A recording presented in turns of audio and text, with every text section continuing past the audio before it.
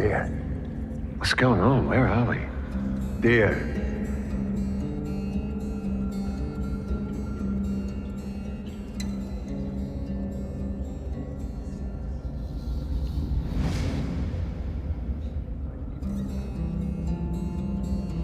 There, I'm right here. Okay? All you have to do is look at me.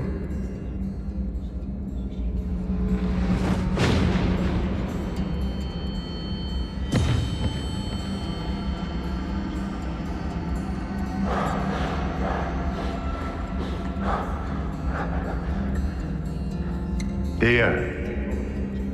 Mate, what's going on?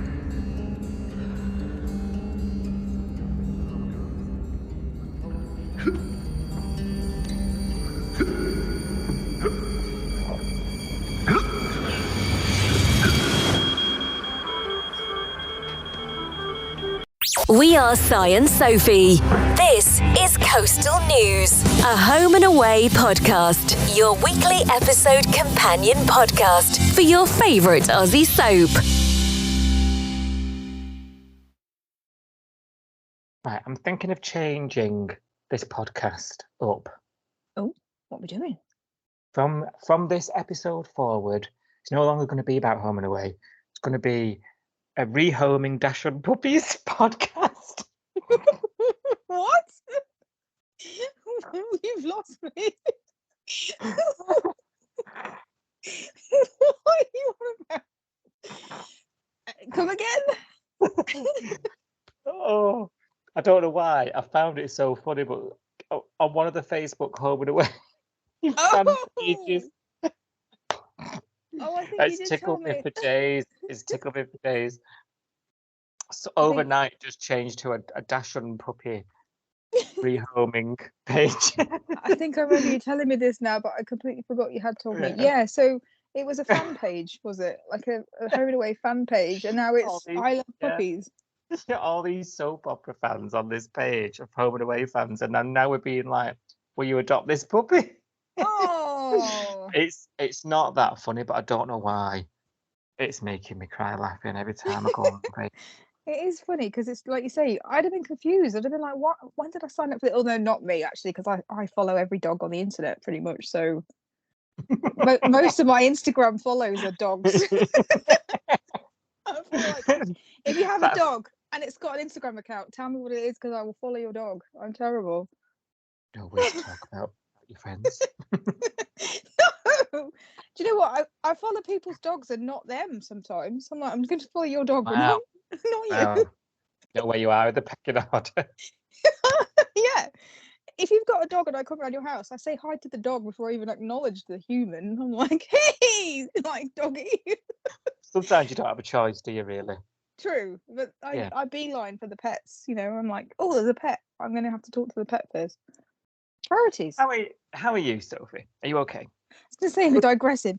I'm good. I'm good. How are you? Good. Start as a means to go on. Why Digression. not? Yeah. It's what we're good Yeah, at. good. We've just been talking about having a very long week at work. We're ready to DL on some homers, aren't we? Oh yes, Mm. yes, definitely. Very, very big week on Home and Away, I thought. Absolutely flew by these episodes. Actually, I've watched quite a few of them a couple of times because so much has gone on. Did you Yeah. feel the same? What was your sort of overall? Yeah, I watched a couple again. There was one that I thought I was going to have to watch again, but then actually it wasn't as dramatic as I was expecting it to be. So I was like, oh, I'll just watch that one once. But there were a couple where I thought I was going to miss out on stuff, you know, like because I'm tweeting along at the same time a lot of the time as well. Yeah, that's it, isn't it? Yeah, you're sort of Yeah, I was like jumping onto that and then going, oh, what was that? What did Irene say? And I have to watch it again the next day at 6 o'clock. But yeah, it's fine. It's good. No, I've enjoyed it. It's been a good week. Good mix of stuff. I think it's had good balance, personally. You know, just looking back overall, Yeah. I think we've had some sort of drama, some sort of lighter stuff. We talk about light and shade a lot, don't we? And I think I mentioned someone on Twitter, but yeah, I think we had it all this week. I quite really enjoyed it. Really enjoyed it. Yeah. So hopefully it's enjoyable next hour or so with us here on Coastal News. And as as always, we'll take you through this episode, share our opinions, and also bring you your say on the bay later on in the episode. So stick around. Before we get into it, a couple of bits to mention. You are still in with a chance of winning your very own Coastal News mug that we are very jealous about because it's a new design. It's got the new logo, which is now old. Really, it's not a new logo. We've not rebranded or anything, but we have a very old mug, don't we, Sophie? And we want We want the new. Yeah. But you can have the new one. Yes, you, listener. Told you in a weird mood. Talking straight to the listener now. You've broken the wall. Then pause for dramatic effect. Yes, you, listener, can win. Head to our social media pages on X, formerly known as Twitter, which I just enjoy saying. Instagram has the links to it as well, but the main thing is happening on X. You need to like and retweet a tweet. Go find it at Coastal News Pod. If you don't have Twitter, you can email us coastalnewspod@gmail.com. Just say, I want to win the mug, and we'll put you in for the draw. Lovely. There was no else, was there? Neighbours? Oh, yeah.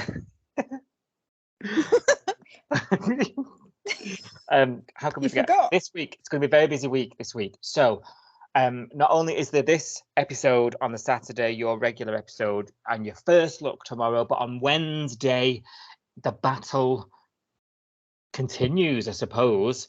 New Year, same battle is the tagline. As you know, regular listeners, we do a battle with the Neighbourhood Rewatch, who are our counterparts for Neighbours, and they follow Neighbours and discuss all the episodes as they air on Shiwi here in the UK and around the globe, I think. And we've been trying to answer that age-old question: which soap does it best? Neighbours or Home and Away, in various categories. Catch previous episodes on our feed if you haven't done so already. But this one is going to be best villain, wasn't it? Best baddie, yeah. Best I'm baddie, excited about this one. Yeah. It was good. We really enjoyed it, didn't we? Absolutely. Who doesn't like talking about baddies? So much fun. Home and Away's got some good baddies as well. So we really struggled to just get this down. We were allowed to pick 4 people, weren't we? We really struggled to get this down to 4, and we hope the 4 that we've picked are good contenders. Do it justice, yeah. But you guys are the ones that need to vote on it. You out there, so yes. Yeah, we're hoping that we've picked the right ones, aren't we? And that you enjoy it. And you know what, share your thoughts with us. Let us know when the episode drops on Wednesday. Would you have chosen the same? Is there any you'd have chosen differently? Because it'd be interesting discussion. But most important thing on the back of that is you vote for Team Home and Away. Like, don't let Neighbours take this one. We've done 2 episodes so far, and we're 1-1. So like, this is important. This one. It feels very serious. Everybody wants to win. So there's a lot riding on it. Vote for Team Home and Away is all I can say when the link goes out. But that's on Wednesday. This is now. Do you want your headlines, Sophie? I do. Felicity's secret is discovered, but can she come clean to Tane?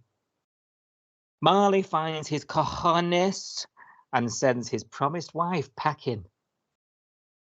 Justin wakes from his coma, but not before a very close brush with death. And Alf returns a day early and catches Rumours off guard. Please take the time to like, subscribe, and review Coastal News wherever you source your podcasts, and ensure you never miss an episode. Right, shall we start with Lyric in a minute? Let's get that under your belt and out the way. Get it out the way. Be very glad that it's only a minute, because I'm raging about Kirby and you don't want to hear it. So I have sensed an undertone this week. Yeah, actually you're not safe because you already got all my thoughts, but you guys out there, you don't have to listen to me bang on about how much I can't stand her this week. So be grateful that it's only a minute. Lyric. I have my stopwatch though, so I'm ready when you are. Believe it or not, I have my stopwatch ready. So I count you in. Yeah. 1, 2, 3. Eden's trying to schedule rehearsal days this week. Remember, the band are back together. Theo's mind is elsewhere, however. Remember, Justin is also down at Northern Districts Hospital in a coma from being kidnapped by a cult. So obviously he's got things on his mind. He's not the only one. Kirby's consumed with the whole Forest issue and how she's going to get out of her mega multi-million-pound contract with a big record label. Seems like Remy's thawed a bit though, because now he's back on board with the band. Can you keep up? Because we can't. And Kirby is about to give in. She's saying everything's sabotage, everything with workforce down the drain. And Remy says, yeah, this might be a battle we can't win. But I suspect he throws himself in because he's distracted himself from his girlfriend he's avoiding because she recently moved out. Non-event, and we didn't even cover it last week. He's even concocting plans for fake gigs and playing dirty against Forrest, which does work. Forrest sets up a meeting with Kirby, who just adds defamation to the list of things that he can possibly sue Kirby for. And in the end, they get back together and sing a song, and that was lyric in a minute or so. Thank God. Well done. Well done. Did you enjoy the return of the song? Wasn't all that as per? Did you enjoy it? No, I didn't enjoy any of this. I'll be honest. I will spare you my rage this week. Thank you. On with it then. Right. Felicity. She's popping them pills, is flicking that old storeroom at Salt, isn't she? That's the old contraception there. And you remember she's keeping it from Tane. They're trying for a baby. This is all kinds of wrong. We went through this quite in depth last week. And Max arrives back, doesn't she? Remember Mac? Return of the Mac. Yep. Mm-hmm. She's been God knows where visiting Diggy. And she's showing pictures of the baby, and everyone's getting all baby and gooey and talking high pitched because there's a baby on the phone. And the only person that isn't is Felicity. And she can sense it, Matt, can't she? As soon as Tane's out of the way, she's like, "Are you okay?" She can smell a rat a mile off, can't she? Yeah, absolutely. That's what I love about Mac. And apart from the sort of sassy, straight talking, we've spoken at length, haven't we, about what we like about Mac as a character. Yeah. But I find her really in tune to her surroundings, and she's normally the one that picks up on someone in a mood. Do you know what I mean? Have you ever noticed? Yeah, I think she's quite good at that. She's quite good at sussing when something's not quite right or something's out of place. And she does counsel a lot of people, doesn't she? She's been the shoulder to cry on for like Xander, Tane, Flick, all kinds of people in the past, hasn't she? So yeah, she has. The makings of a good barmaid. That you can tell she's in the industry. Yeah. And so she does that. She has a chat, tries to chat with her, doesn't she? And Felicity sort of puts it, shuts her down. I don't need, nothing's wrong. It's fine. Leave it, sort of thing.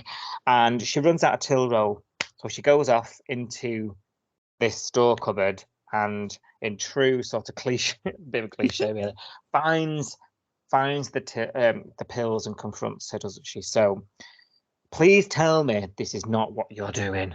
It was the big cliffhanger on one of the evenings when she finds the pills. So they're trying to have it out here and there, and Xander's interrupting at one point. I'm like, fuck off, Xander, we're having a scene here.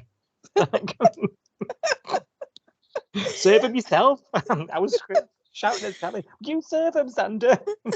We need to find out why she's doing this. She does eventually talk, doesn't she? And she basically says, I'm buying time. Look, I do, I'm not saying I don't want to do it. I'm just sort of buying time. No harm done. Tane will never know. As long as I sort of, I can do this for a little while, and it just bides me time before so I can get my head around it. And I thought, come on, girl. No. You can't really think that is the right thing to do, can you? No. I mean, I think it's all come off the back of her being terrified he's going to leave. And she's just trying to get him to stay and hoping that if he stays long enough, eventually she will change her mind. Because I think she's had that pep talk with several people now where they've said, well, you changed your mind about marriage, you changed your mind about, getting a house, putting roots down, you changed your mind about so many things. And I think she's got that in the back of her mind, like, yeah, they're right. If I wait a bit longer, maybe I'll change my mind about this. But I just need him to stick with me until I do that. It's not a good plan. I can see why she's doing it, but it's not a good plan. Yeah, no, I was looking at this. I agree. Worst plan you can possibly arrive at, to be honest. But I was looking at it thinking, this is making you look like the bad guy, Felicity. Yeah. You are becoming the bad one because Yeah. you're doing the deceitful stuff here, Mm. which is more obvious, Yeah. than because I've been quite balanced, I think, in my approach to this storyline thus far. But this is sort of overshadowing what Tane's doing to her. Yes. Like Yeah. whole basically. I don't want to say the word forcing because he's not like holding her hands behind her back and saying you have this baby, is he? Do you know what I mean? But No. he's sort of manipulated the situation so that she's come into line with him rather than sort of accepting and celebrating what each other want out of life and doing what's best for each other. Yeah. And I think he knows it deep down. I've seen a lot of chat online, people saying, I can't believe Tane can't see that she doesn't want this baby. And I'm like, he can see it. He doesn't want to see it. That's the issue. Yeah, he's putting his head in the sand. To be honest, I think he's doing what Flick is quite good at. He's being selfish, and he's only seeing what he wants to see, and he's pretending that everything else isn't happening. Like you say, he knows that this is a big U-turn for her. It's unbelievable how quickly she changed her mind. He knows all that, but he's just running with it because it's what he wants. And I think that is actually a very Flick thing to do. Yeah, you're right. Actually, yeah, very Flick. And he's letting you do it. Yeah. Mm. It's making me uncomfortable, the whole storyline, I'll be honest, because it doesn't feel like either of them is being themselves in a way. And I feel a bit uncomfortable with how much stick Flick is getting. I understand why Flick's getting it, and I agree. I she's doing something that's really bad. I don't agree with what she's doing. I think it's not like I say, not a good plan to stall. She just needs to be honest and tell him, and I understand why she's doing it. But he's not being. I'm finding it really weird. His personality has changed a bit, and the way, like you say, he's coming across like he's excited about the baby, and he's planning for the baby, and he's thinking about the pregnancy and what she'll need, and I'll give up cheese with you, and we'll give up alcohol together and all that stuff. I mean, besides the fact that she's an alcoholic, or was for 2 weeks, she shouldn't be drinking anyway, really. But like, he's talking about all of this stuff, but then he's also going like, oh, and don't worry, like, you don't have to cut your hair. And she's like, why would I cut my hair? And he was like, oh, I'm not going to make you cut your hair, but it's like, it's a traditional thing in my family, so I feel like, I don't know, I feel like there's a little bit of emotional manipulation going on with him that I don't think we've seen in him before. I think this is out of character for Tane. Yeah, you're right, aren't you? Because he was like, oh, do you think you should have caffeine? And she was like, we're only trying for a baby. I'm not actually pregnant yet. I don't need to give up caffeine yet. And I thought, it's her, whatever happens, it's her body. And when, even if she wasn't lying to him, I would still find that comment irritating. Yeah, you're right. And it comes from a place of him wanting it so much, doesn't it? I don't think he would, like you say, it's not him, is it? It's because because he wants it so bad. And I think it's because unconsciously, subconsciously, whatever, he knows that this is it's not going to happen. Right. Yeah. And that's why he's behaving so extremely. It's slipping away from him, and right now it's in his favor, but he knows what she's like. I think he knows deep down. He just doesn't. It's denial, isn't it? He just doesn't. I don't think either of them want to not be together either. I think that's the problem. I think that the elephant in the room is that they know that a split is inevitable if they don't have a baby. And neither of them want to split up, but they also don't want what each other wants. I think that's the issue, isn't it, that they're ignoring? That's it. Well, look at that scene where Max says to her, this is not what a marriage is.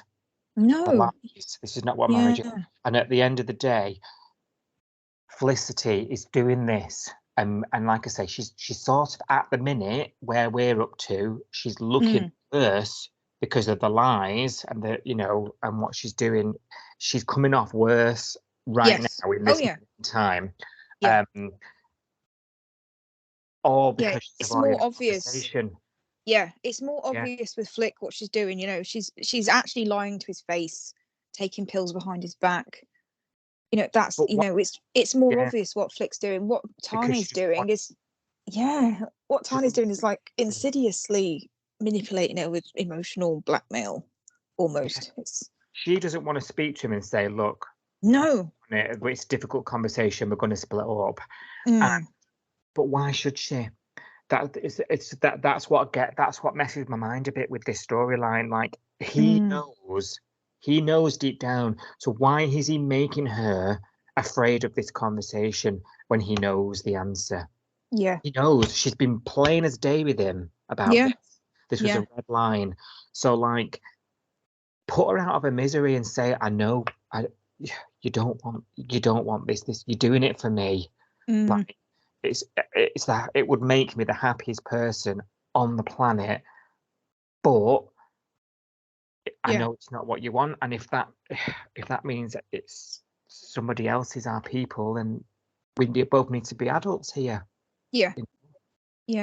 They're not ready to admit it, are they? They're not ready to admit that the relationship is actually over, I think. I think that's quite a real thing, I think that's quite a relatable thing for a lot of couples. Sometimes you do cling on to a relationship because you still love them and you still want to be with them, but actually you're not right for each other and it's not working and you're not happy. Flogging a dead horse. Yeah. We were texting, weren't we, saying the other night when this was going out, we were texting saying this can go one of two ways. Either like we're heading for an almighty like part, like there'll be a big sort of earth cracking the floor in the middle of Summer Bay here, like for an almighty split. And it'll be like they're off at leaving the show, or like we'll have the long road back. But whether that involves kids or not, I can't make a call on this one. When you're watching it, like, where's your gut? Like, who, if you had to pick a team, if that's even the right thing to say, like, who's? I don't think I can. I actually don't think I can pick between them because I think what they're both doing is wrong. She's lying to his face and he's lying to himself. Yeah. So I don't think either of them is. I don't think. Yeah, they're wrong in different ways, but they're still both wrong. I think it's just time to call it quits. And as much as I've loved seeing them together and I love when they got married, I'm not feeling it now. This is. And if we are to believe that they want, he wants kids and she doesn't, and that's never going to change, I don't want to see them just fizzle away. You know what I mean? I just rip the Band-Aid off and get it over with. Yeah, you're right. It'd be a big shame, wouldn't it? I mean, this is most popular couple. Like, they've won. I know. Yeah. On our awards with our listeners, they've won most popular couple. Like, everybody's in these. This is. Yeah. It's not a situation I thought we would end up in. No. 12 months ago. What do you think? What do you think is going to happen now? Like, if you were to write this now, with picking up the script where it is at the moment, how would you go forward with the story? Because I don't know. God, well, first of all, I'd be writing a strongly worded email to whoever's left me the story in such a state and handed it to me. Same. Just to make myself feel better. WTF? I'd probably have to get Felicity to tell him. So Felicity, I mean, I thought she was going to, actually. I thought she was going to. She tried, didn't she? But then he kind of went, "Oh, I know this is the thing that you didn't really want, and it's a big decision that you made to change your mind." And blah, blah, blah. And then she was like, and then he was like, "But it means the world to me," or something. And I thought, oh, you can't tell him now, can you? No. I think Mac's going to put the pressure on, and I think she's going to have to tell him. And then I think they need to split up. What about you? Yeah, I think at least a friends, we're on a break thing. At least a break away from each other. So I don't know. I think a split is probably going to be what's going to end up happening. But I think at the moment they just need to be apart and see if how they feel about each other not being together. You know, Yeah, do they miss each other? Is not having kids better or worse than being with Flick? I don't know. yeah. And then the soap fan in me would want to make her have a one night stand with somebody and fall pregnant immediately. Oh God. Oh no, because then we've got the will she won't she keep it story, and I don't think I've got the energy for that. Oh Well, dear. it's that, or will they DNA test. together? Yeah, oh god. Anyway, Mm, we'll park that for now. Let's see what we're saying about it next week. But yeah, we're feeling quite subdued about that story. Bit mm. awkward, isn't it? It is awkward, yeah, and it's a shame it's come to this because, like you say, they were a big popular couple. They won best couple in our awards, I think 2 years in a row, if not 1 year in a row. I Yeah. don't know. I feel sad that we've come to this, but I don't see a way out of it. I don't see a way past this now where both of them are going to be immediately happy. I think one of them is always going to be sacrificing what they really want for the other one, and I don't want that. If they carry on like that, I don't want that to carry on. Is That that not makes sense. the definition of compromise, though? Do you not have to do I don't think having a child is a compromise. that? I'm just playing devil's advocate. I think there's other things in a relationship that you can compromise on. I don't think, oh yeah, I'll have a baby, whatever. I don't think that. I don't think so. I feel like that's just too big a thing Start to. with a dashing puppy. You do, and do a trial run. We know some that are available. Yeah, Yeah. yeah. Send you pictures. Yeah. Let's see. He does agree to dial it down, doesn't he? So let's see see what Yeah. happens. Right, Marley, he's dialing it up. Bless him. Oh my God, where is Marley and can he stay around? Oh, he's asked her to leave. Zara, I'm going to call her Zara for once before we don't speak to her ever again. Promised wife, Zara. She's got to go. You've come here and you complicated my life just so you don't have to face your own. He says to her. That was good. Absolutely. Come on, Marley. Come on, you can do it. Meanwhile, elsewhere in the bay, Rose is confiding in Xander about feeling like she's won. And I'm like, is this just a game, Rose? You know, after all this pain you've put us through, sticking pins in our eyes, watching this storyline. And he even offers to go back, Marley, to Hinky Dinkyville with her to face her mum. I'm thinking, Jesus Christ, put her in an Uber. I didn't get Good that Lord. bit. Did you get? I didn't understand.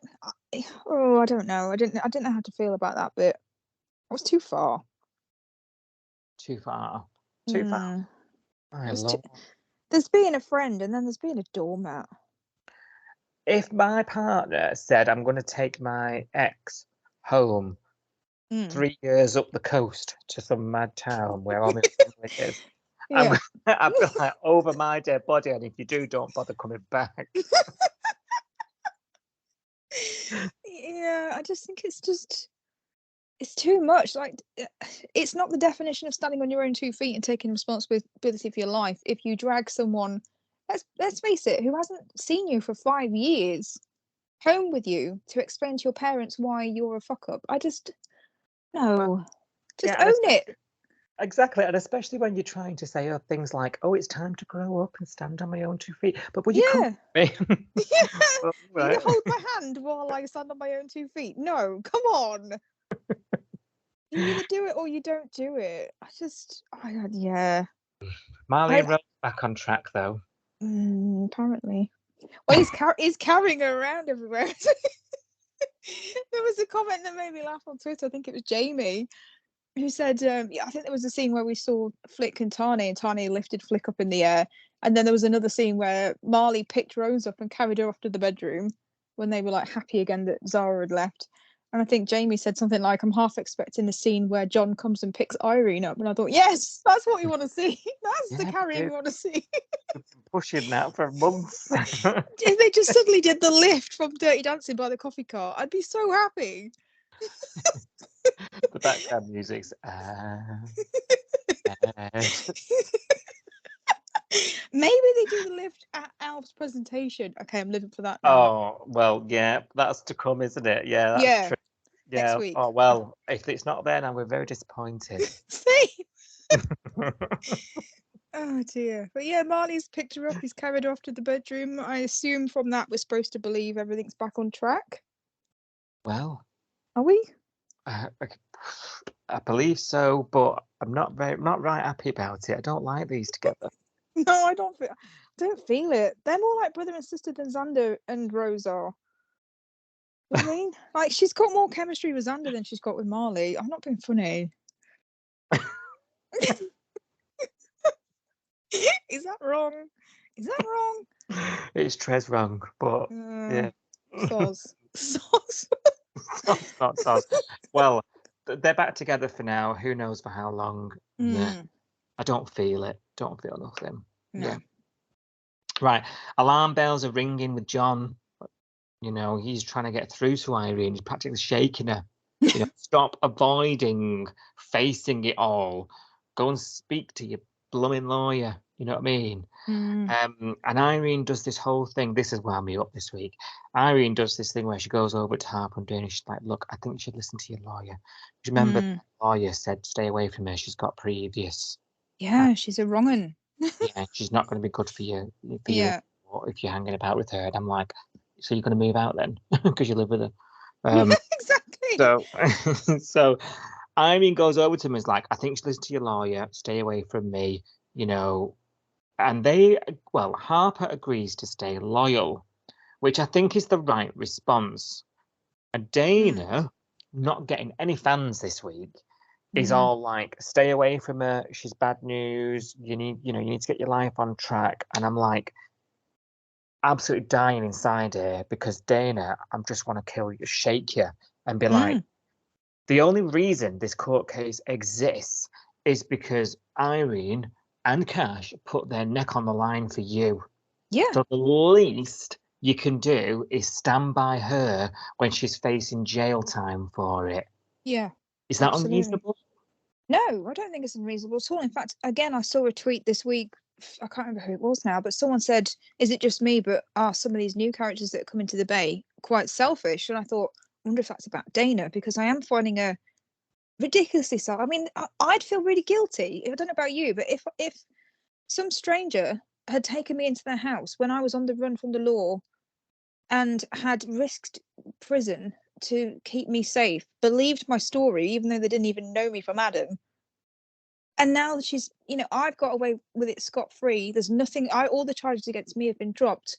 But this lovely woman that took me in and gave me a home and believed me and stuck up for me and essentially saved my life, because everything they did saved Dana from being murdered by that crazy copper.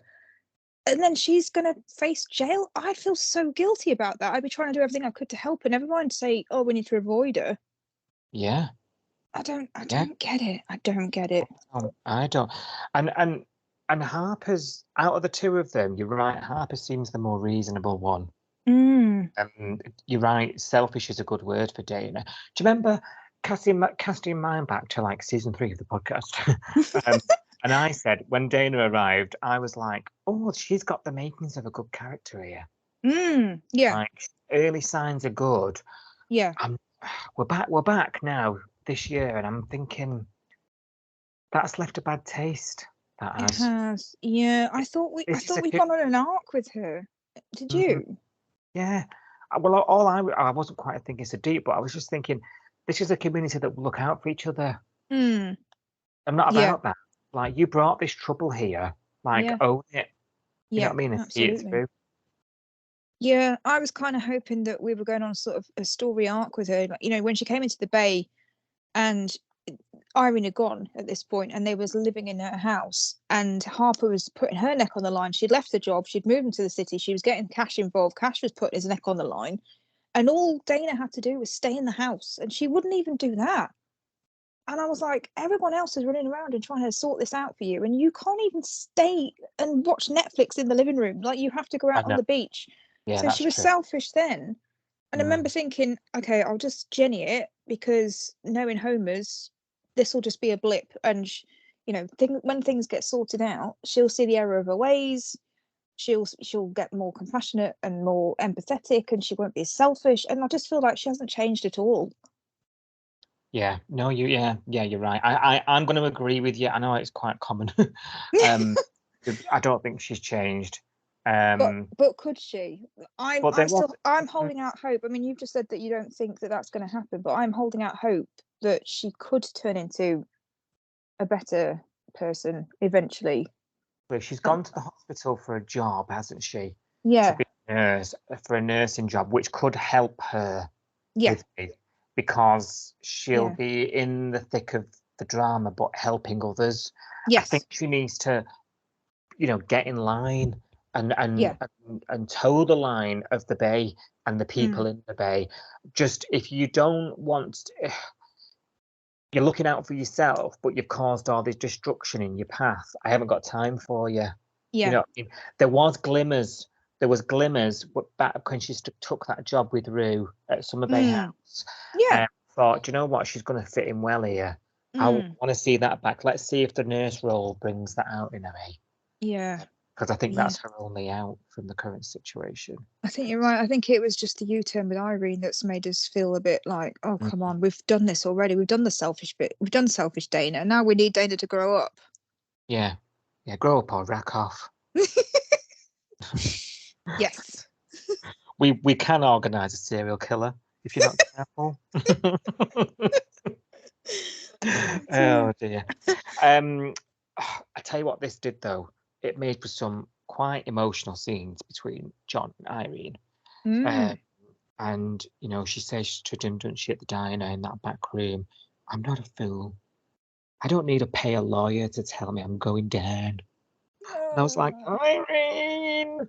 I know, she's kind of already consigned herself to guilty and thrown away the key, really, hasn't she? She's quite pessimistic, isn't she, Irene? Yeah. You notice she never sort of sees the... She does for other people. She doesn't for herself. She is quite pessimistic about herself, I think. But I think if it was John facing these charges, she'd be like, "No, you're going to fight it and you're going to win, and there's all these circumstances why you did it, and you know what I mean." I think she'd see the positive of that, and she'd sort of chivvy him along and get his hopes off the ground. But I don't think she sees it for herself. I think it comes back to what we said ages ago about Irene and how down on herself she is, and how she still feels like she's making up for her past, and maybe she thinks this is karma coming together. I don't know. Yeah, that's a good point. Do you think she sort of thinks, "Oh, I deserve this"?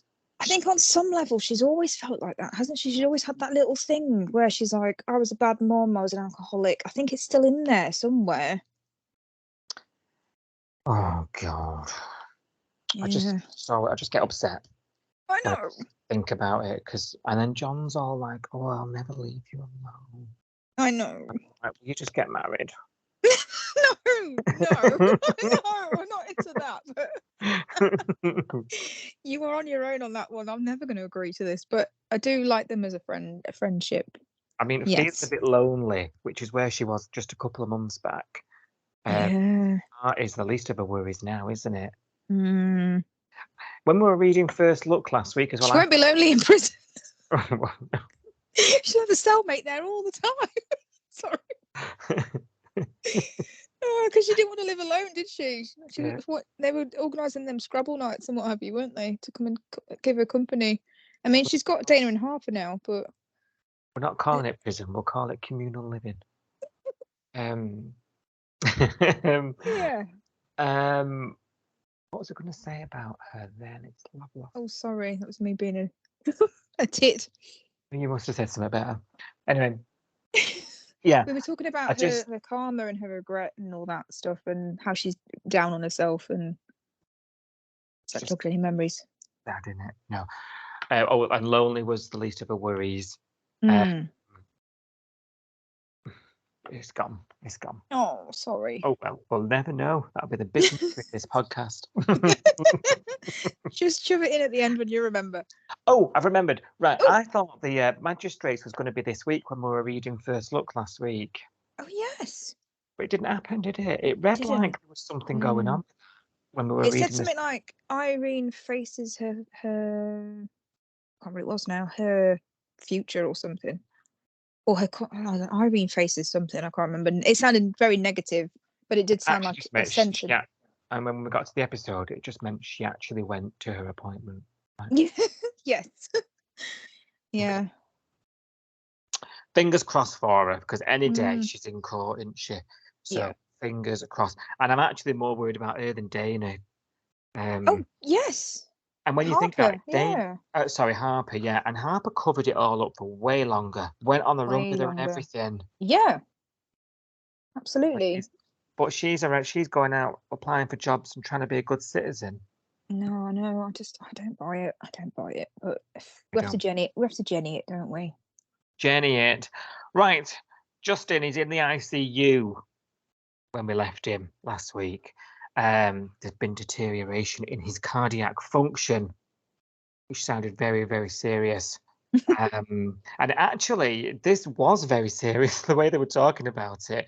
And he was dying. The news that was delivered to poor old Leah. Marilyn. Damn it. And Marilyn got it over the phone. Do you remember that? I was like, that's not a conversation you have over the phone. Crying over a salad. Oh my God. At least Leah got told face to face, but Jesus. Over the phone? I'm a bit cross with Leah. I'll let you know in a minute. Because she's told nobody. I'll tell you now. She's told nobody. She's sat in that hospital for what feels like a week. Right, by his bedside, chit-chatting away to him, saying, "Can you hear me? He can hear me." Blah, blah, blah, blah. His heart's deteriorating. You know, it's now deteriorating more rapidly. He's not coming back from this. Say your last words. Do you not think anybody else would like to know this, Leah? I know. That might be unreasonable. No, and we'll get on to more on that on Your Say on the Bay as well, because we're not the only ones that feel like this. But yeah, he's got a family. He's got a child. I don't. Yeah.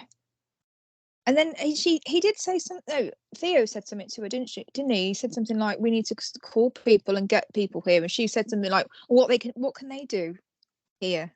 You know, what I was like, well, they can have the chance to say goodbye like you have. Yeah. I don't get it. And also, isn't Justin's sister a doctor? And wasn't she like a heart surgeon, or her fellow was a heart surgeon or something? They've got some kind of heart surgery background, haven't they? Didn't she crack someone's chest open once with a saw? I can't remember. I think that was brain surgery. Oh, was it brain surgery? But wasn't he a heart surgeon or something? He did something with heart. He was heart, wasn't he? Yeah, he was specialist. Something like that. Yeah, I'm sure it was something to do with hearts, or I don't know. Maybe it wasn't, but at least they would have a medical opinion on his condition, because I'm not being funny, but I'm not trusting Bree's diagnosis anymore based on what happened this week. I don't want to be cruel, but I forget Bree even exists. Just appears on the the screen. One minute she's like, "He's dying, you need to say goodbye," and the next minute it's like, "Oh, he's awake." I'm not sure she knows what she's doing. I'm sorry. You definitely want a second opinion in future if someone's dying, don't you? You would know the difference between someone at death's door and someone having a nap, surely. Come on. He literally was having a dream. Oh, I mean, I jest, because I know we had flatlining and it was very dramatic, but I just, in the space of one episode, we said goodbye, and then he sat up and had a cup of tea. It was just weird. It's been a long time since I've needed to like get to the ad break and have to have a drink. Right. So, things are looking worse. Bad. His heart's deteriorating, and he's flatlining, and in his conscience, in his mind, we go there, don't we? He sees the light, and he's attending his own funeral. I thought this was absolute soap gold. Yes, I did enjoy this. I was loving it. I was also mildly laughing at it for some of the things in the scene that just made me howl. I was like, I can't cope. It's my too favorite funny. episode so far this year. Oh, definitely. There's only been 9. I think you watched it 3 times. Yeah. Oh, I bloody loved it. The reason is you don't get this on the UK soaps. They don't do this style. You don't get it. You don't get the full drama. OTT. Dreamy, weemy. Yeah. Scenes. Like, was it an out of body experience? Was he technically dead, or was he just dreaming? Because I was like, is he? I don't really get what's going on here. Wasn't sure what we were supposed to take from this. Oh right. So well, what I took from it was he was dead. He died. Okay. And this was the period between death and whatever's next. Who knows?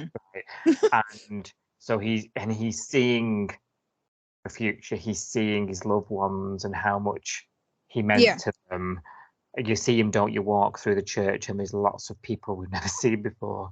So must be all his customers who wait 6 months for the car back. They're all standing outside the garage right now. That's what that was. That was the line for the garage because it's not open. They put their car in for a tyre change in August. I'm wondering how long it's going. Just want an update. And he gets to the front of the altar, and Theo's there, and he's playing the guitar, and it's all the way they've sort of done it. It's all sort of weird, smudged lighting, isn't it? So it's not real. Yes. And no one can hear him or see him. They're all looking through him, aren't they? And Leah's, he sees the coffin, he's frantic, and he sees his picture, and he sees his headstone, which we've had some fun with on Twitter. Go and have a look. Remind us, Si, what the headstone said. R.I.P. neighbours. Don't start. And I'm going to lock you out of our social media. No, I said to take my phone off me. Oh, oh dear. Did it? It said Justin. Oh. He gave up. Which did make me chuckle a bit, even though he gave up. Even my other half was watching this in silence, and normally he's like, "Oh, for God's sake!" Oh, there's normally some sort of commentary. But even him watching this episode with a little bit of, attention. So to me, this was the period he died. This was before he goes to whatever happens after death, and this was him deciding to fight to come back. Is what I submit. I just wasn't sure. I wasn't sure what to. Yeah. Okay. I just didn't know whether it was just a dream. I couldn't work out what was going on. Well, he did describe it as a dream when he wakes up and starts immediately.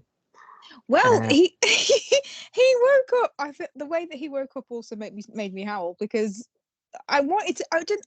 This is the thing I've struggled with. I wanted to find this sad because I wanted to find it like, okay, he's dying, and I'm going to miss him if he is dead.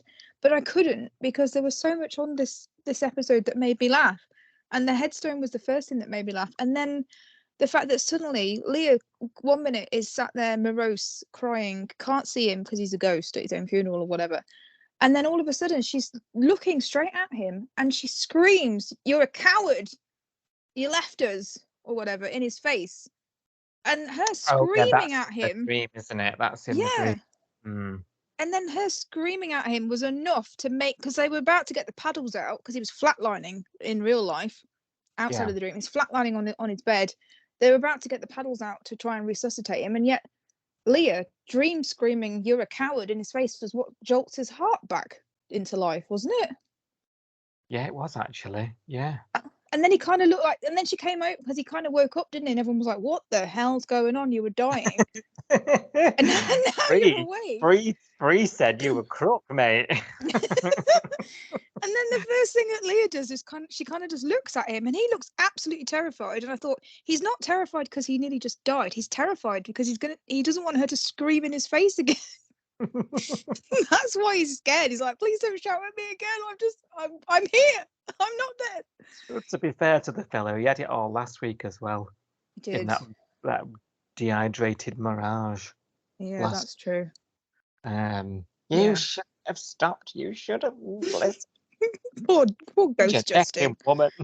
Ghost Justin's got more shouted at than. Oh dear. Yeah. He's awake anyway. He's up. He's talking, and the relief of his loved ones is immense, isn't it? You know, Mm. Bree must think he's a medical marvel because she'd written him off. I think he must be, because I can't get my head around. 1 minute you're flatlining, and the next minute you're like, "Can I have a drink? Because my throat's a bit sore." But she was even like something about the blood in the valves in the heart. Yeah. And like, is that now not happening?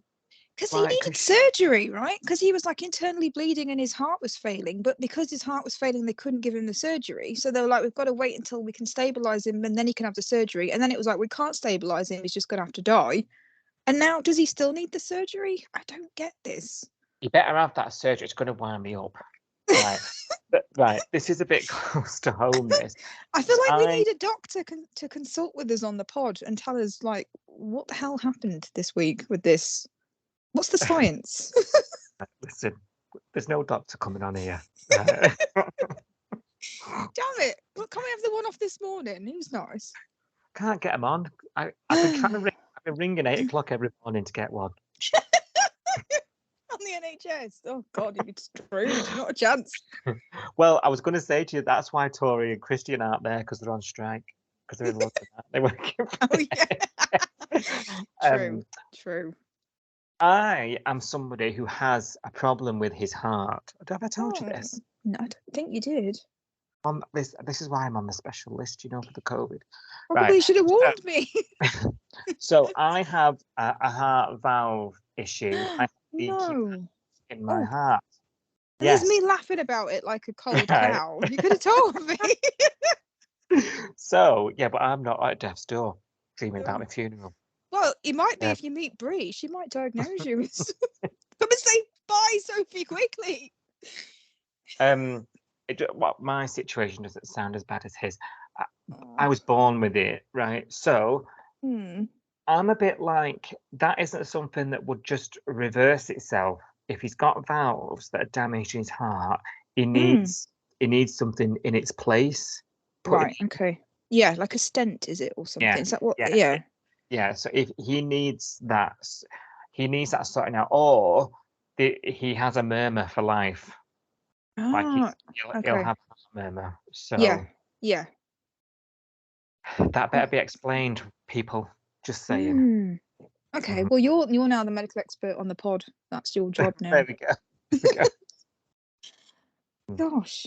Yeah. I just we needed another scene, I think, of okay, well, we still need to rush you off to surgery, so have this tea and then I don't know. Well, bizarre. And what the scene we did get was, by the way, babe, I know, because they're all talking about planning his wedding. And he's like, well, I know you only said it because I was dying. I won't hold you to it. Yeah. And she's got a face like thunder.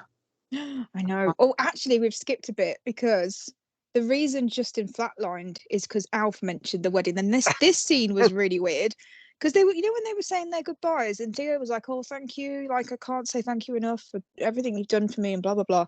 The only thing that Alf said was, oh, I heard you're engaged. And I thought, now's not the time. You're meant to be saying goodbye to the guy. Like, and you're telling him, you know, I just thought, what, Mr. Stewart, pick your moments. And then the minute the words left Mr. Stewart's mouth about the wedding, that's when Justin decided to crash.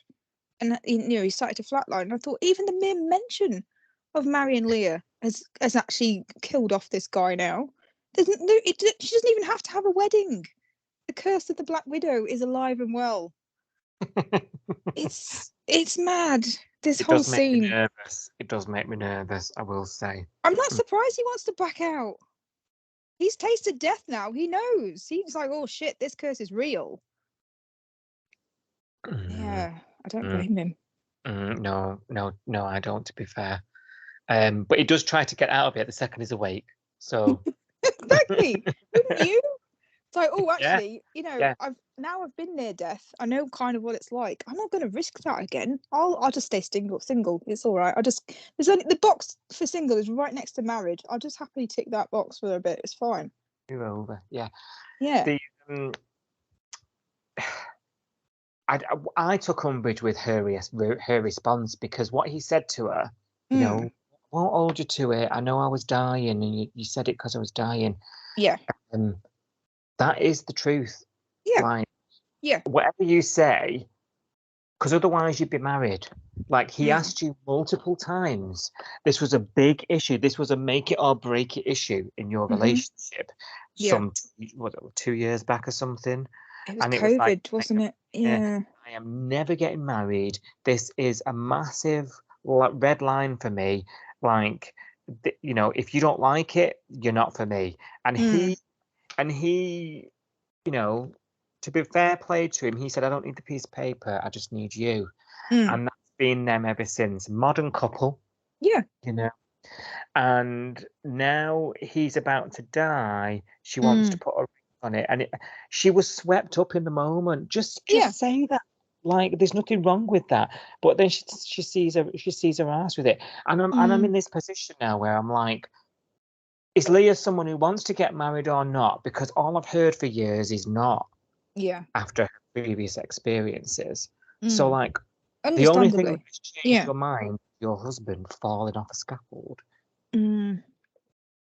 He's right. You only wanted to marry him because he was dying.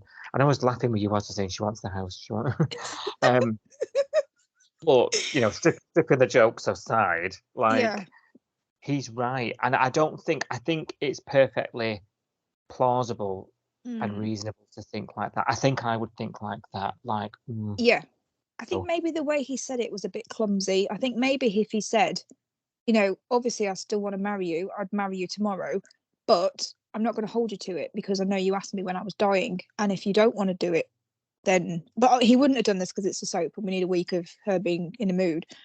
But that would have been a less clunky way of saying it, because it's like reassuring her, I still want to marry you, but if you don't want to marry me, that's fine. And we'll just go back to the way we were. I still love you. It's not going to change us because that was always the plan. I think that's all it needed. And maybe that'll come later, but we need the week of drama, don't we? Yeah.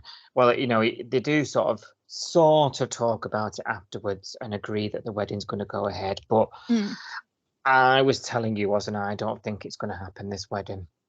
I don't know. I think when the dust settles. Yeah. I don't know. I don't want it to. So from a selfish point of view, I don't want them to get married. I kind of like the fact that they're not, and they're not that normal sort of, that just, boy meets girl, boy marries girl. It's not their story. And I quite like the fact that they're not like that. I don't know. And also on a soap, a wedding is normally like the nail in the coffin for the relationship. It's not normally something that makes people stronger. It's normally like, okay, so how long have they got left till they split up? Yeah, that's true. That's the inevitable, isn't it? You get married and then it's like, well, what do we do with these people now they're married? Well, one of them has an affair, or one of them dies, or one of them, you know what I mean? It's the end of the end. Then it's the beginning of the end. Like, I hadn't considered that, actually. Yeah. I don't know. I fix something that's not broke. Do you know what I mean? Yeah. I mean, I get it. I can understand. Anyone can change their mind, can't they? But personally, I don't really want. I don't think we need the wedding. I don't think we've not needed up until now. I've not sat at home and thought, oh, I wish these two were married ever. I've never thought that. Have you? No, I don't think they need it. They were just this sort of. They've been together forever, especially in home years, like forever. Yeah. Like, they were just this solid couple. If you ask me, they get up to a bit too much then. See, maybe that will go if they got married. Maybe I'm just jealous. Oh yeah, that's what they need. They need to get married, so there's none of that. Oh, I don't know. I just feel like classic soap is to get people married and then to make them unhappy, and I don't want that for them. And the wedding is a big crescendo to something dramatic happening, isn't it? Yeah.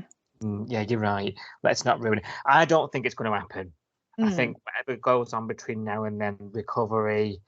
I mean, how is he going to explain not going to his community service? I think he's got a doctor's note now, hopefully.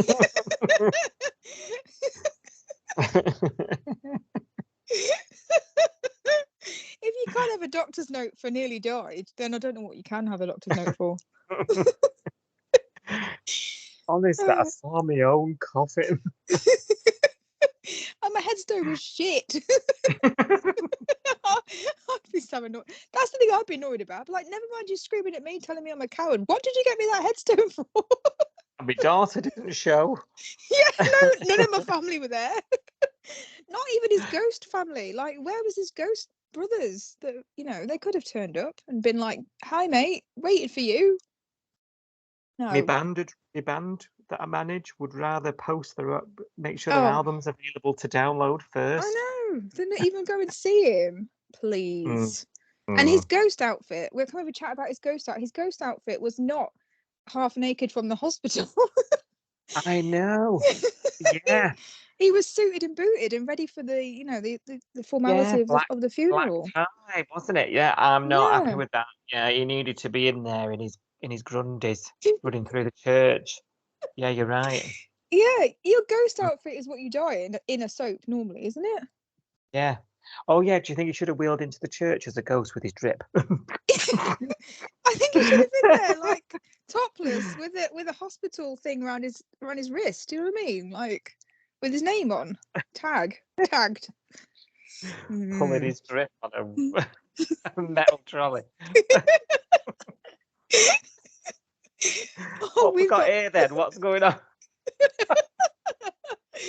We've got such a weird sense of humour. We've probably lost everybody now. They're all like, "This is too weird. I'm turning it on." Yeah, they're all imploring us to move on. Should we move on?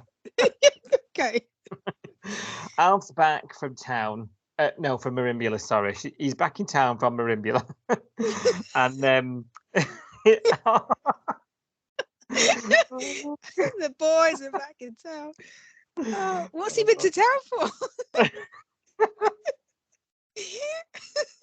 Oh, I'm sorry. Oh dear. I'll let you carry on. You can cut this bit out. My ears are burning up. I won't. Can't bother finding it. God. Oh dear. Right, he's back. He's early. Right, that's crucial to the plot. Right. So he turns up unannounced. You remember the whole bay are running around about this presentation that they're kind of trying to do for him without him finding out. Yes. So it's even made Maz and Rue bond when they made up last week after a big ticking off from Irene when they were finding old pictures of him and things. So it's a bit of a problem that he's back early because they weren't ready for him. And obviously people need to know to keep this secret. But more than that, we're worried about him finding out, aren't we, about what a piece of work his daughter is. So he comes home, doesn't he, and he finds an unsuspecting Dana there looking for a reference for her new nursing job. I love this scene. I did actually. And she tells Alf everything. She's been nursing Rue and whatnot. And Alf's like, "Well, this is flaming news to me. Wait till I see my daughter. She's got a lot of flaming explaining to do. The flaming lies, the flaming this, the flaming that." And he's not happy, is he? Nope.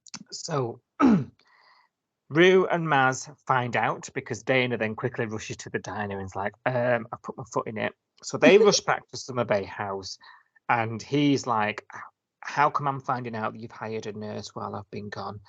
And Maz lies again. She needed to be at the diner a lot to cover shifts, and she couldn't be here as much as she wanted to. Fishier than a tackle box, he calls this. He smells it like a fart in a lift, doesn't he? Does that? Susses out the pair are lying. Why is she still lying for Rue? I'd throw her right under the bus. Yeah, I would have as well, but she's just too bloody nice. Even though Rue's told her to quit lying because that's why she chucked her out of the house, because you're a liar and I can't trust you, etc., etc. She's still trying to make it up to us, and she still feels guilty that Rue's been blown up and she hasn't. Oh, just not get lost. Yeah. Yeah. I was really upset because Maz was all this, "No more lies. I won't lie to you again, Mr. Stewart." Yeah. But it's not just this. There's multiple occasions over the course of these like couple of episodes that Mr. Stewart's back where she's lying and stuff. She's covering Rue up, and she's my best friend, and oh God, it makes me sick because she is the absolute worst friend you could possibly have. She's a horrendous friend. And I think it's worse this week because there's multiple lies going on around Mr. Stewart, because they're having to lie about the presentation, and he caught him looking at those photos, and he was like, "Why have you got these out?" And they had to lie about that, didn't they? So there's lies upon lies upon lies. Some of them are lies to protect him from a surprise that's nice for him, and they don't want to ruin it for him. So that's a nice lie, isn't it, in a way? And some of it is just Marilyn's having to go along with Rue because she's terrified of her, and she doesn't want to get her in trouble with her dad and all that stuff. So that's not. Yeah, I don't know. It's different kinds of lying, isn't it? I can understand why she's telling all the lies, but I don't like the one she's telling for Rue and that are helping Rue. Yeah, I agree. And I don't think she tells. Well, she doesn't do it very well either. No, she's a terrible liar. No, no, written on her face, isn't it? In the eyes, Yeah. and good old Alf. He's been around the block a few times. He knows, doesn't he? That moment where everyone leaves the room and then they go, really, really subtly, you can sense the sarcasm. We're lying to him. What do you think he knows? We're lying about him. And then he's like, right, I heard that. They've forgotten that he's got his super duper hearing aids in now, haven't they? This is it. Yeah, Bluetooth operated. Yeah. This was a plot point. They're not Palmer. He hasn't turned them down. He's probably turned them right up so he can hear everything, hasn't he? He can probably hear all the mice in the woodwork. It's like, I'm listening. Bless him. Yeah, that was so subtle. He wasn't even out the house. He was just on the other side of the wall. And they were like, can you tell that we're lying? Do you think he knows we're lying? I'm like, shut up. The door hasn't clicked. Like, have a code. Like, say, do you think, I don't know, the squirrel has found the nuts or whatever. Do you know what I mean? Like, have a code. Oh, I don't know. So bad. This was so bad. Expedited. And then he sits them down like kids at the table. Because they are. They're acting like them. Well, yeah. Irene did tell him, grow up. And he makes them tell him, and then she tries to lie again. Yeah. And cover it. And I'm thinking, this woman does not deserve this level of I'm going to say honor, but it's not the right word, is it? It's loyalty, isn't it? Loyal, misplaced loyalty, but it's also, I think it's just fear. I think she's just scared that if she doesn't toe the line with Rue, Rue's going to kick off at her, and it's guilt, isn't it? For what happened. Yeah, absolutely. That's what it all comes back to. That none of it would have happened if it weren't for her, But what has wound me up about this reconciliation is that Rue has taken absolutely no responsibility for her part in it, and she seems to have gotten off absolutely scot-free. Oh, I know she got blown up by a bomb, like not necessarily scot-free, but like she's not accepted her part in what happened, and she didn't get blown up for no reason, did she? She wasn't completely innocent. She got involved with the stunning organics thing. She poked the bear. I'm not saying she deserved to get blown up, but there was her actions, were sort of mixed in with what was going on, and ultimately the nasty emails and God knows what. Yeah. It's not all being done to her. She was part of what went down, is what you say, isn't it? Yeah. And it's bugging me that she's been playing the victim the whole time, and not even during the part, when they've made up, and she's like, I'm really sorry, I know you didn't mean it. How about, like, I apologize because I was part of the escalation. It wasn't all on you. I think Marilyn needs to hear that. Yes. Yeah. It's just a decent thing to do, isn't it? Yeah. That's how you apologize to each other. There's a lot of Marilyn apologizing, a lot of Rue going, okay, I forgive you. Yeah. So annoying. It is annoying. She does finally own up to her father during this conversation, because she can't bear Marilyn lying anymore. She holds up that she told Marilyn to move out and leave me and all the rest of it. She basically just gets away with it. Yeah. In the end. Yeah. So annoying. Alf then thinks, right, all is well. I'm going to go back to Marimbula then and surprise my wife. And Marilyn's like, we're planning something for you tomorrow. You can't go anywhere. So Marilyn's then got to try and keep him in town by the looks of things. And she's like, I need you. Me and Rue aren't really, we've only we're working on things. And if you go, she's going to get nasty. So please stay. And he's like, oh, you're glad, it'll be fine. So we're in this position now where it sounds like we are 24 hours away from Alf's surprise shindig, as Irene called it. And he's going to leave town beforehand. So there's a bit of a scramble to keep him in town. So it's more lies, just as we own up to the truth. Yeah, absolutely.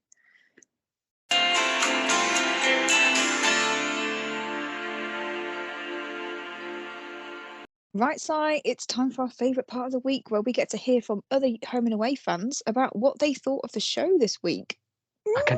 Honestly, I can't wait. I'm excited. After what just happened with just two of us I sharing. know, just our thoughts were chaotic. Yes, it's time for your say on the Bay. So I've been digging through social medias, reading comments and reactions from people who've watched Home and Away in the UK this week. And Si hasn't read any of these, so I'm going to read them out to you, aren't I? So let's have a reaction to the reactions, I guess. That's what we do. I know.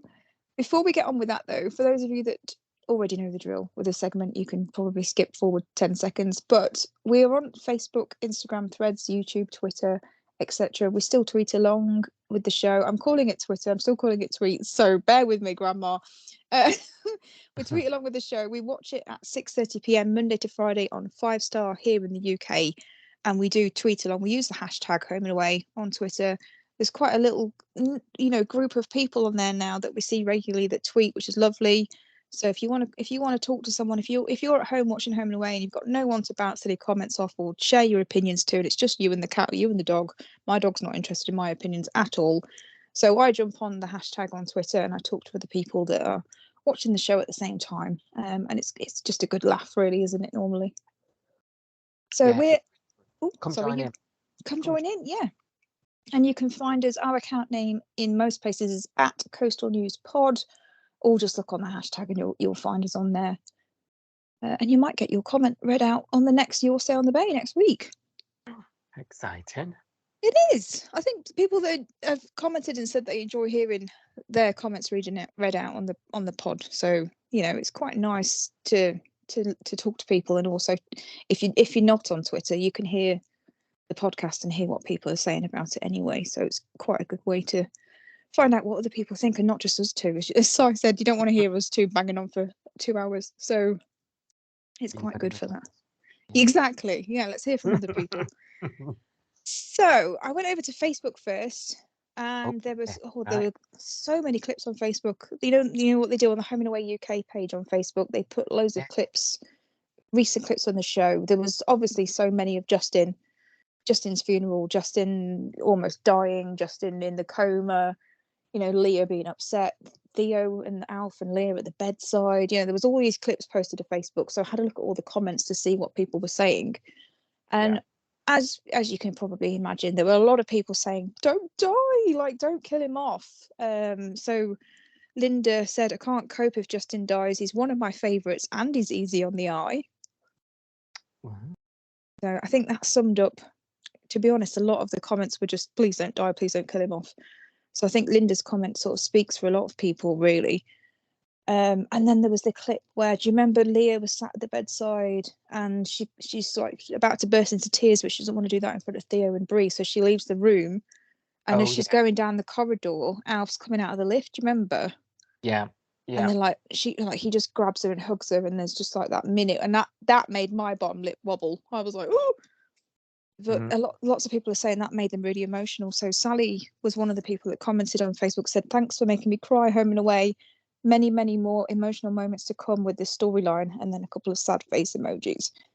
So I think that pulled everyone's heartstrings. Even if we were laughing, I know we were laughing. We were talking about this on the main episode, weren't we? We were laughing at some of this because it was over the top, but we love it. Like this is Home and Away, but it does have these little moments where you go, oh. and you get sucked into the storyline, and it does make you sad. And it, it's that scene for me with Leah and Alf was also one of those ones that made me go, oh no, That like is this. what Home and Away does so well. Yeah.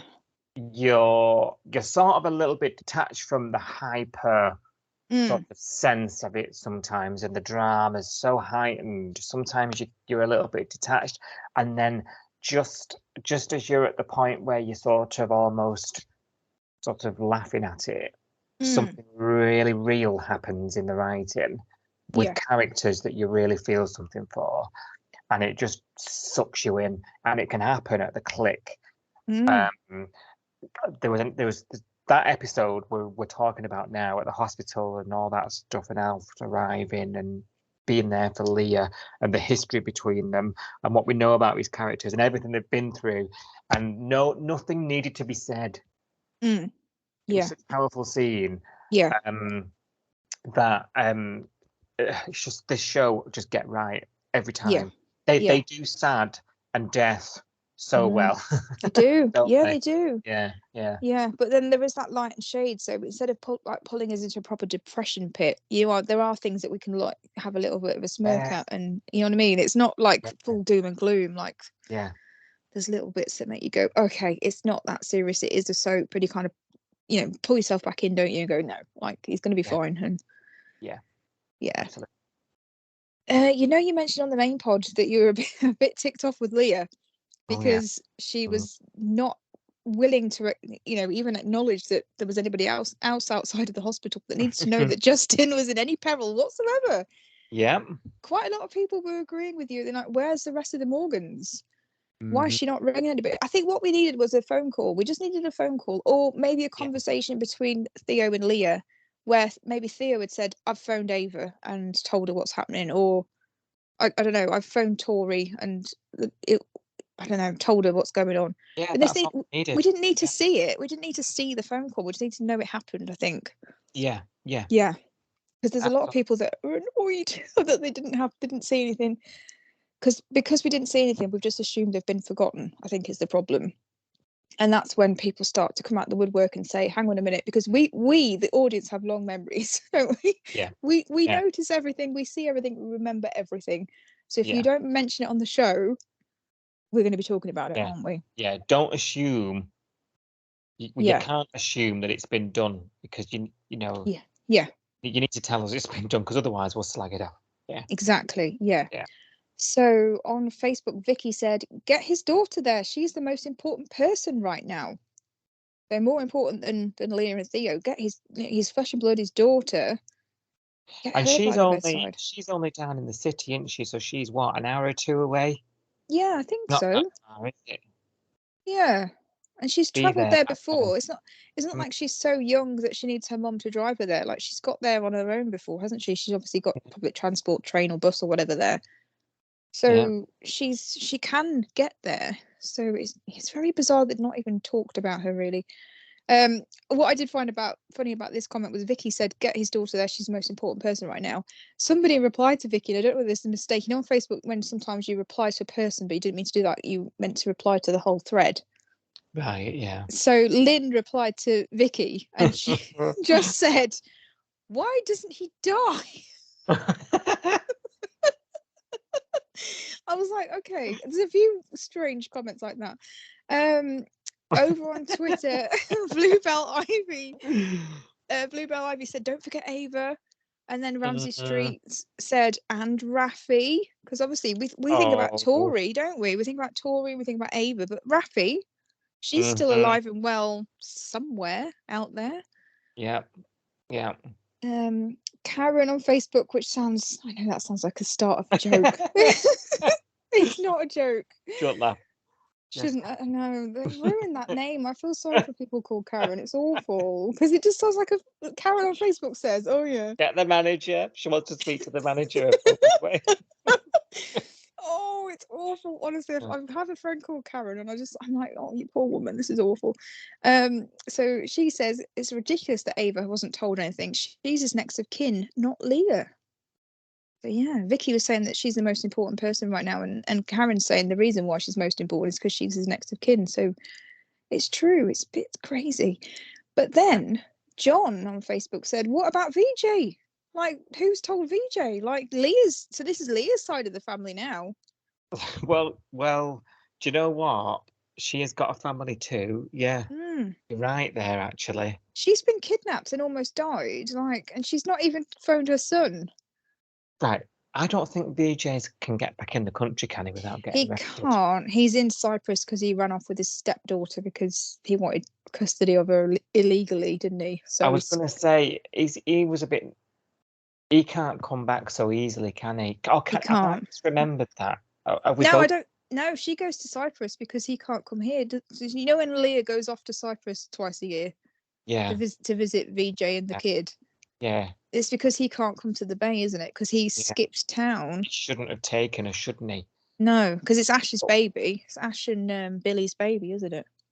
We all pretend that he didn't do anything bad when he did. He did, and everyone's like, "Oh, I sent Luke a birthday card," and I said, I was like, "Oh, this kid was kidnapped." Like, and Leah knows where she is. Like, she's aiding a kidnap. Really, it's not the good. big elephant in the room. But anyway, we Jenny it. But yeah, she didn't phone her son. Nobody told VJ that his mum nearly died, and there's just a lack of. This is what kind of gets people upset, I think, is that there's a lack of. We don't need to, like I say, we don't need these people to come back. I'm not saying bring VJ back or bring Tori back, or I'm not saying that at all. I'm not even saying we need to see a phone call with them. I'm just saying we could have done in one line where Theo said, "Don't worry, Leah, I've spoken to Ava." You know what I mean? Just so she's acknowledged. And these aren't characters from decades ago. No, Ava was in it recently with the whole stalker. Ava's the reason why Justin's still on bloody community service. Yeah. So there's no excuse really to not really in it. No. It's a shame because that's one of the criticisms of some of the viewers of the show. Not acknowledging the past and characters that have left. Yes. But these aren't even, like I say, these aren't characters from decades ago that we're all nostalgic about. This is quite relevant to the current story. We're talking months ago. Yeah. Smashing up the band house. Yeah, exactly. Yeah, everyone's commenting on it, so we're not the only ones that felt that way. What about that flatlining funeral nightmare miraculous recovery? Oh yeah, this was so good. So I want to know what people think about this. Come on, hit me. Well, unfortunately, I think the comments that I've picked. Well, no, I'll just explain. So, because we've done this, we're recording this early. Essentially, we've recorded this before the first look episode has gone out at 6 o'clock with the flatlining funeral stuff, haven't we? So people are watching it right now while we're recording. So I haven't got everybody's comments on this yet. I got confused. Was that not yesterday? It was today's at 6. It was yesterday's at 6:30, wasn't it? It's today's at 6. I'm one. Yeah. So some people watched it yesterday and have commented, but some people won't have seen it until today or on My5. A lot of people are watching on My5 actually. I'm seeing that a lot of comments. Actually, Facebook is interesting because there was a lot of comments from people saying I've missed episodes. I don't know what's going on. And basically they'd all started watching it on Monday at 6:30, so they'd missed loads of episodes. Because they're all confused because they're on these Facebook groups that all advertise the Australian return on the 8th. Oh, that'd be why then. So they've missed because we got it back on the 29th of December or something for first look. So we watched a whole week. And then they've missed that whole week, and then they started watching it this week, and they're going, I've missed episodes. Why is Justin dying? How did he get out of the warehouse? Yeah, so because they're all on these Facebook groups watching adverts from Australia that says return 8th of Jan or whatever. Okay. Well, I don't think those people listen to the podcast because I think if they listen to us, they would know that it's already started. So I was going to say you can watch it on My5 if you missed those episodes, but I don't think those people are listening to us. So let me write a pen down because I'll reply to them all from the podcast account. Oh, good plan. Good plan. That's homework for me, Tomas. So there are some. You want to know what happened? I know a part, but I'll tell you. yeah, they at least need to know that it's on my 5 because a lot of people didn't know that. And it's like, Well, oh, it's that when I every night this week. I mean, it's always up there anyway. But every night this week, I watch on my 5 as well. mm. And it's there at the top of the most popular on there. Is it interesting? Interesting. So there are some comments, but I'm hoping there'll be more next week that we can read out about, because it was, like we say, it was a really enjoyable episode, and you've watched it 3 times. Yeah, I love that sort of stuff. It was good. So AJ said, "There's nothing more likely to make you wake up in a cold sweat than dreaming that you are at your own funeral." Hey, that's the truth. Isn't it? Gosh. Lynn has an interesting comment. Tell me your thoughts on this. So Lynn says that storyline was going really well until all of a sudden he wakes up and he's fine. I'm sorry, but you don't just wake up from a condition that serious. He should have died. Wow. Just bit him off. So what do you think of that? I mean, she's in a way she's right, isn't she? It was prognosis was dire. Yes. I mean, we talked about this at length ourselves on the main pod, haven't we? So we're not the only ones that thought it was a big U-turn on the old death sentence that he was delivered. Thinking about this, Brie owes a major apology to Leah, actually. Yeah. Yes, you're right. Through this misconduct or whatever. I don't know. Yeah, but then they could just lump it under medical marvel, can't they? And say, I don't know. Looks like that hospital couldn't, it wouldn't benefit from being sued. There's nobody that works there. Yeah, someone's blessed that one. Possibly. This one was funny. So Rob on Facebook said, "I felt sad at these scenes, but then I laughed when Leah called him a gutless coward, and that was enough to bring him back to life." That's kind of how I felt. That's kind of how I felt, because I was like, I know I should be sad at this, but that's hilarious. His heart just suddenly started beating again the minute she screamed in his face. I was like, wow, they should give her out on the NHS if that's it, Well, don't need the paddles. Just get Leah to ghost scream at you. Yeah, don't know. Diane said, "I thought it was weird. One minute he's dying, and the next he's sat up in bed." And then somebody replied to Diane and said, "Welcome to Summer Bay, the land of delusion." Oh. We do have to jelly it. You do, and this is an escapism show. Like, everything is hyper. It is sped up story. It's fast paced, isn't it? So yeah. Yes, we sit here and go, oh my God, he was in a coma. 3 minutes and 50 seconds later, he's sitting up talking about his wedding. Like, yeah, but yes. That's just the way it is. It's just this is Home and Away. If this is the shock to people, then they probably haven't been watching Home and Away that long. I think and you don't get it. You don't get it if you think that if you're criticizing it, you just don't get it. Yeah. Well, I think Linda kind of gets it, because Linda said, "Good old Soapland," and then a laughing, crying emoji face. And 1 minute dying, the next minute sitting up and talking. Mind you, I still watch it, laughing face again. So I was like, yeah, that's it. We laugh at it. Yeah. It is ridiculous, but we still watch it because we still enjoy it. And this is what we expect. Yeah. And we don't want to be in doom and gloom all the time, do we? We don't. And we haven't got time for it. Next week, we're probably on some other drama. Yes. You know what I mean? Like, we haven't got time for him to sit in bed all day. We need that bed. Someone else will probably need it next week. No. Yeah. Exactly. Exactly. We haven't got time to dwell. We've got to get on with stuff. You're awake? Great. Discharge him. Get him out. Get him home. So then Mandy said, "That was a bit emotional, but silly how quick he recovered." When you were saying about how, the whole, we can snap in and out of the emotion with the show and how good they are.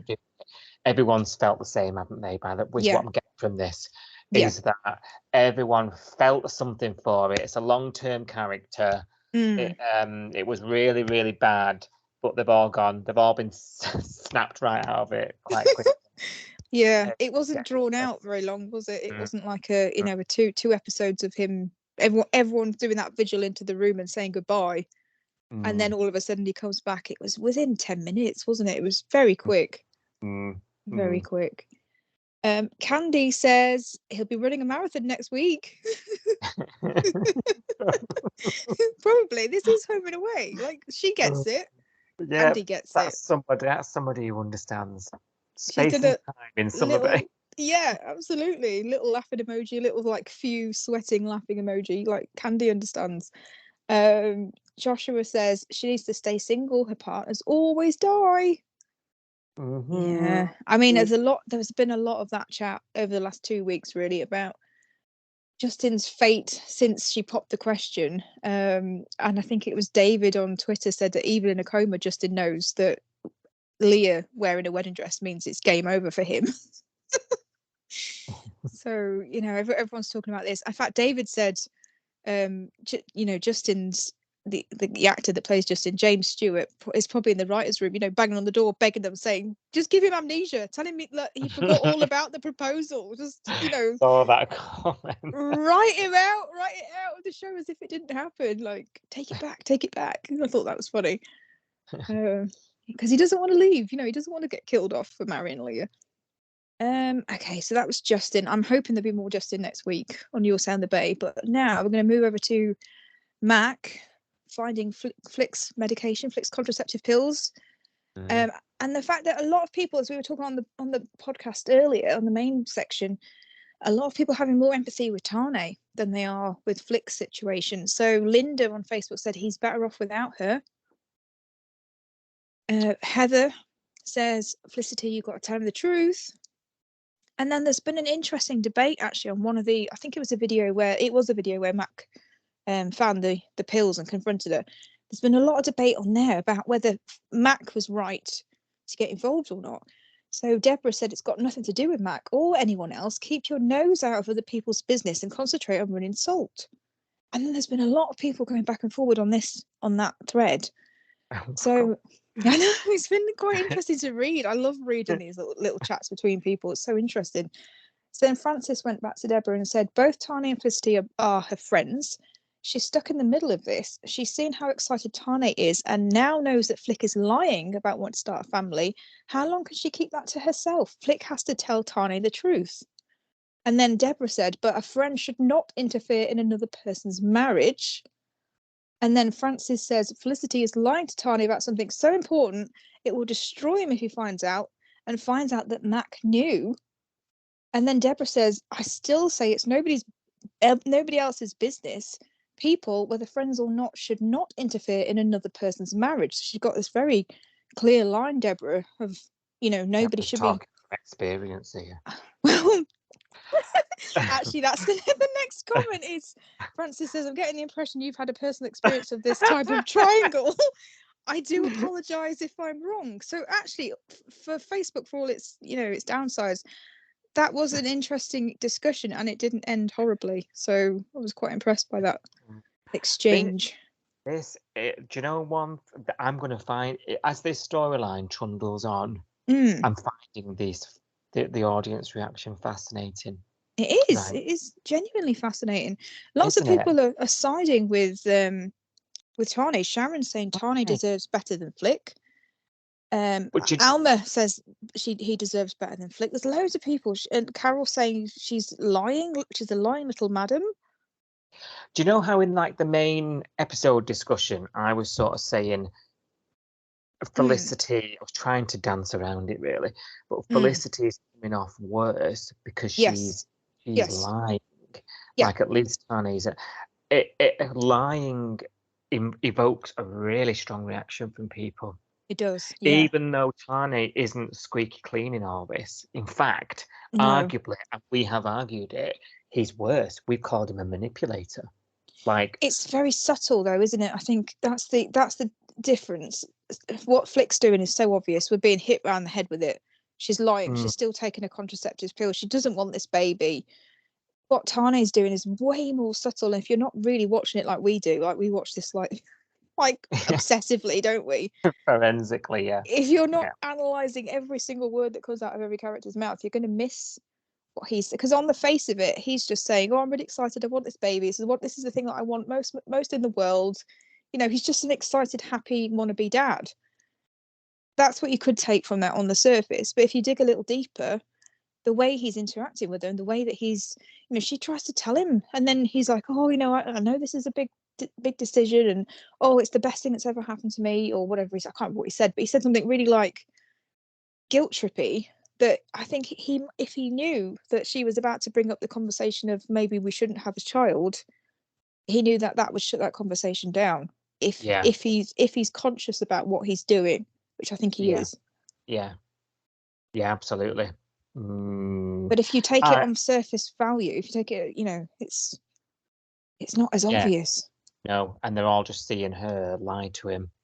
Yeah, it's very interesting. I am really going to enjoy the discussion around this storyline, because we're really like 2 weeks in, aren't we? Really, we've covered this properly twice now on the podcast, and I found it fascinating every so far, both times. You're reading these comments out, because the reaction of the audience isn't what I was expecting, and it doesn't seem to line up as of yet with the reaction I saw when this played out in Oz. Yes. Yeah, you're right. Yeah, so I'm thinking, it is. Yeah, it's is something fascinating. coming, or are we, and if we're seeing it differently, what are we seeing different? Like, what is the difference? It's just so interesting. It is, yeah, definitely. There's loads of the comments are the same. So Tane is too good for her. He deserves better than a train wreck. That's what Stuart. Lots of people call him Mac a busybody. So Felicity on Facebook says Mac's become a busybody, and Carol replies to that and said, no, she's not. It's Felicity's at fault because she's lying. And then Marvin said, well, Mac's just not got a storyline. That's why she's been dragged into it. So there's lots of people agreeing that Mac shouldn't be involved and she shouldn't be poking her nose in. Just let them get on with it. What do you think about that? I think that's her purpose in this particular storyline.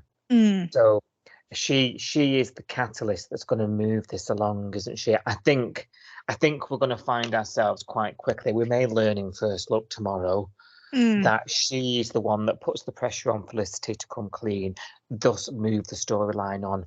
I think Mac she's playing that busybody role, as they're putting it, is she's got a very important role in the plot, in that she's going to move it from this stalemate secret to explosive outing, if you like. It's inevitable, isn't it? Yeah, I think she needs to be interfering for this particular storyline. I don't find her busybody on the whole.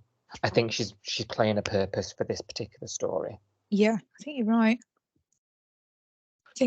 Yeah, there is a standout comment on Twitter though, because like I say, there's a lot of people on Facebook. I couldn't really find anything about Tane apart from the fact that people think that he's the victim and he deserves better, etc., etc.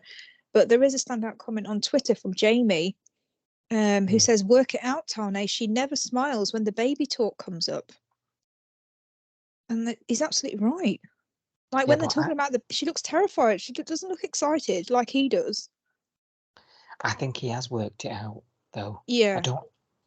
I don't know if I agree with that. I think he knows. I just don't think he's wanting to see it. But I don't think anyone on Facebook's picked that up. I don't think they've realised that he's put his head in the sand. I think they're all just saying, "Oh, just leave her. Like she's a pain in the arse." That's the first comment I've seen where they've said, someone said, "Tane, there's something wrong here, mate. Yeah. Come on." Yeah, come on, wake up. Yeah. That's suppose. Yeah, interesting. It's on a different website. The contrast between Facebook and Twitter is, sometimes it's quite different. Yeah. That is honestly, this is fascinating stuff. Like, it is. I hope people aren't drifting off listening to this. They probably are. Apologies if so. Fascinating. There's another way of thinking about this as well, in that everybody involved are wasting time here. Like, Tane wants a kid, go and get on with it with someone else. Yeah. Do you know what I mean? Is that way of looking at it? Yeah. What about Rumaz and Mr. Stewart then? So I've got just a few more comments before we end this, and then that'll be it for this week. But Rue, Marilyn, and Mr. Stewart. So David on Twitter, Mr. David, said, Rue, you're like a broken lyric record. Just admit you're taking out your frustrations on Maz and grow the F up. I mean, talk about taking our words out of our mouth. I couldn't agree more. She's too far gone, Rue, isn't she? She's lost us all. Absolutely. I don't think there's no going back for her, is there? No. I think mud sticks. I think she's buggered it with the audience. Yeah, it's going to take a lot for her to come back from this, I think. She could give away another kidney and I still wouldn't forgive her. Yeah. So, yeah. Nina's praising the scene with the three of them. So, the scene where Ralph sits them down at the table and confronts them about what's going on, etc. So Nina says, I love the scene with the three of them, especially when Mr. Stewart kept telling Maz to sit down. Well done, script writers. It was a good scene. I did enjoy that. And that provided the balance as well, because it was quite jovial. Yes. We had a character dying, but then we'd flick to these three acting like children. Yeah. Yeah. Yeah, It was good. It was really good. It was. Some of these episodes were directed by a David Gold. Right. Especially the episode where Justin goes and visits his own funeral. I've written that down. Oh. Thought they were done quite well. Yeah. Definitely, it was good to watch. I didn't pick my phone up, I was staring at it and I couldn't stop staring at it. So, yeah, good to watch. Sarah on Twitter says, Rue is a terrible friend. Marilyn's heart is too big and she needs an assertiveness course, LOL. Yeah, she does actually. And yes, Rue is a terrible friend. Yeah. I said it, didn't I? I think she needs to take some responsibility. And it whines every time Marilyn says she's my best friend and my family. I think, who needs best friends? Who needs enemies when they've got best friends like that?